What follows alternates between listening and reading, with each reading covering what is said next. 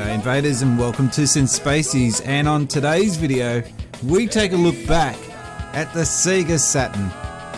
This console was released in Japan 1994, later released to the rest of the world in 1995, discontinued in 1998, selling just over 9 million units, and I never really did figure out what he was singing in that theme song. It turns out he's singing "Let's Go Away," and I thought he was always saying "Let's Rolling." Let's take a look at the Sega Saturn, and leave your comments below and let me know if you own one of these great consoles, or if you steered clear of it, avoiding it and running to the PlayStation. Or maybe you later rediscovered it. When I think back to the launch of the Sega Saturn, there was two key events that really affected how I thought about the system from that point onwards. The first one was a Sony rep. Now this Sony guy used to come in and drop games off for the Mega Drive. Sony weren't really a big name in the game industry at that point, but he shoves me a memo, and that was the very first time that I learnt about the existence of this new machine called the PlayStation. And I could see which direction that Sony were going, and that greatly affected how Sega were going to be perceived from that point on. They were looked at a little bit, kiddish, when in past they were looked like being the teenage smug attitude company. It really did affect them. The other thing that affected the way I looked at the Sega Saturn, and this was mostly due to the rushed launch of the machine, and that was when I was at Hyper Magazine. We got to see Daytona for the first time. It was the first time I actually saw the console for myself. We put it on, we fired it up, and it disappointed us. It was just not the it was just not the game we wanted. You can even see here on the demo, you had pop-up backgrounds coming up a little bit too late. You had a bit choppy frame rate. It just wasn't the smooth product that they needed to compete with Ridge Racer, which blew this away at the time. And in the arcades, it was the other way around. Daytona blew Ridge Racer out of the water in the arcades. They later re-released this, to be fair. So this is Daytona USA. They released Daytona USA Championship Edition. That corrected all the mistakes that this had made, but this put a huge dent. This game seriously affected how people looked at the Sega Saturn. Plus its $100 more expensive price tag. It just really did struggle. I look back at history, however, and you can't ignore the fact that the $100 markup price with the Sega Saturn was a little unfair. With the Sega Saturn, you got inbuilt memory, so you didn't need to buy a separate memory card. There was an optional cartridge you could buy, and you also got a packed-in game. With the PlayStation, you did not. You had to buy a separate game in most cases on launch. However, the damage had already been done by the time the Sega Saturn was trying to find its footing in the market. The Sony PlayStation had pretty much just killed it with one thing and one thing only, and that was very, very clever marketing at the time. But one of the things you can't deny about the Sega Saturn is that it has quite an interesting range of games that you can buy for the console, and one of the best things that it has going for it is the import scene.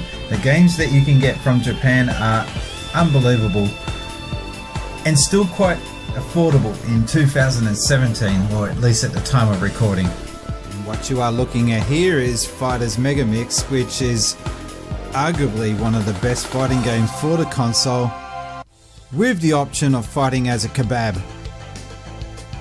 Do I have to say any more? In 2017, the Sega Saturn definitely is a console worth collecting for. The prices of most games are not overly expensive, except for Bomberman here, which can set you back quite a bit. But most of the games are still readily available, and there are a lot of hidden gems on this system. You've got Virtua Fighter 2, it's not really a hidden gem, but it's definitely worth tracking down. Virtual On, Nights into Dreams. I'm sure you guys have seen enough about that on YouTube. Shining the Holy Ark, that's an awesome RPG. Sega Rally, kind of like an apology for Daytona. They really got this one right. Quake, which is the best version on a console of this title. This is such a good shooter. Fighter Megamix. Dark Savior, an awesome RPG. It's a spiritual successor to Landstalker on the Mega Drive. Daytona USA, still a lot of fun even though it's not perfect. And of course, like I mentioned beforehand, Saturn Bomberman. Don't expect to find that one too cheap though. But folks, most of the games on the system are definitely worth hunting down. You're not going to be paying too much for most of the games on the Sega Saturn. Definitely worth getting on board with. The only thing you got to watch out for is when you buy one of these systems is to make sure that it is in good working order. They can tend to overheat.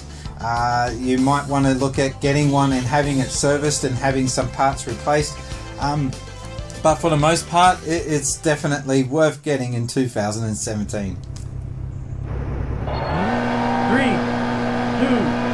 1, go! One of the most charming things about this console though is its faithfulness to the arcade scene. And here you can see Sega Rally Championship really shining in this version here, as opposed to Daytona, which was a rushed port. But when they went back, refined what they were having to do with the system, they learnt the tricks, they figured out how to get the programming right with this new machine, and then they launched a barrage of almost arcade perfect ports, which was kind of a downside for the Sega Saturn. It was too much of an arcade machine and not really the true gaming console that most people were looking for in 1995.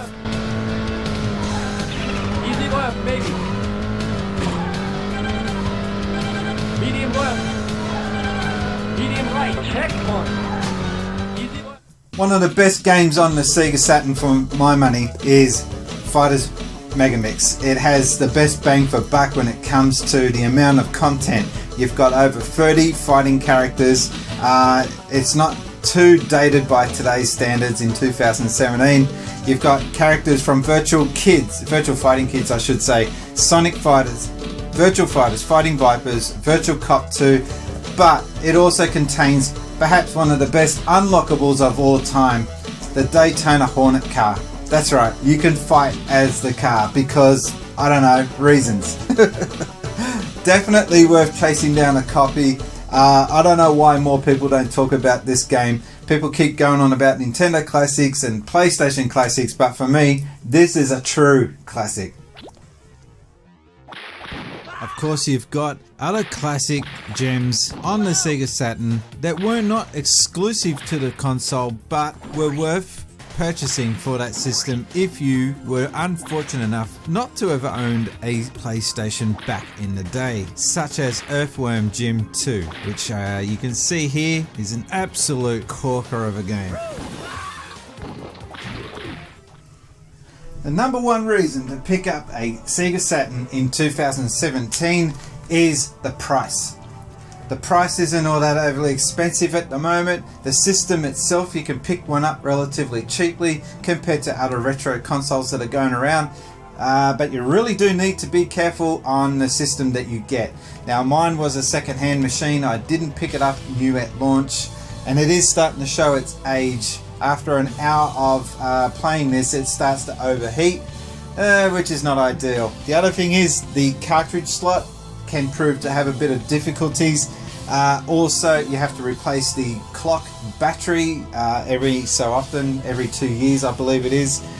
The battery backup cartridges though, I've had one disintegrate on me. I lost a lot of game memory on that thing.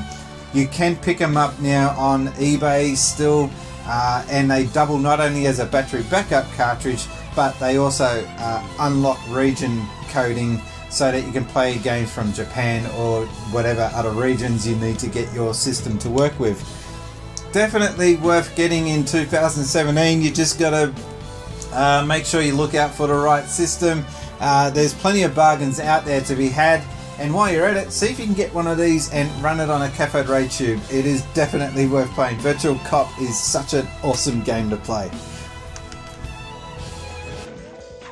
Something that really hurt the Sega Saturn in the West was the goofy advertising campaigns that were running at the time. Really not hitting the mark, not gelling with the target demographic. But meanwhile in Japan, Sega, perhaps one of the best advertising campaigns that you have never seen, was absolutely killing it in Japan. I will leave you with some footage of those advertising campaigns. Before you go, check out Top Hat Gaming Man's look at the Sega Saturn. I make an appearance in that video. There will also be more videos coming up on my channel on different consoles. Please like, subscribe and comment down below if you own a Sega Saturn, or if you are looking to get one. Leave your comment down below and let us know about your experience in trying to hunt one down. In the meantime, my name's been Brian and I've been gaming since Spaceys. Thanks guys. Sega